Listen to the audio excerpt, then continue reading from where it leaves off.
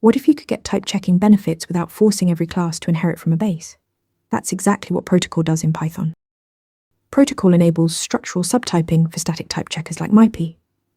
Instead of checking if a class inherits from a specific base, it checks if the class has the right shape. If your class walks like a duck and quacks like a duck, the type checker treats it as a duck. This is duck typing brought to static analysis. The beauty of Protocol is that classes don't need to explicitly inherit from it to be compatible. Any class that implements the required methods automatically satisfies the protocol. You can retrofit existing classes into your type system without touching their code.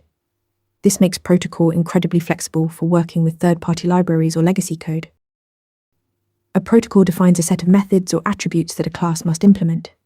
You import Protocol from the typing module or from typing extensions for Python 3.7 and earlier.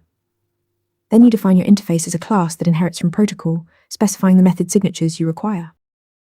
How does this contrast with abstract base classes?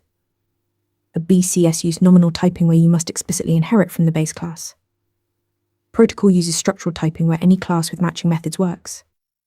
A BCS enforces a contract at runtime with abstract methods. Protocol is purely for static type checking. Choose ABCS when you need runtime guarantees, Protocol when you want flexible compile time checks. Protocol brings structural subtyping to Python, letting type checkers verify duck typing without inheritance. Practice explaining how it differs from ABCS, and you'll ace this question. Ready to practice for your next interview? Interview Mentor lets you answer real questions just like this one. After each answer, you get a detailed grade and personalized tips to improve. Watch your scores climb as you keep practicing.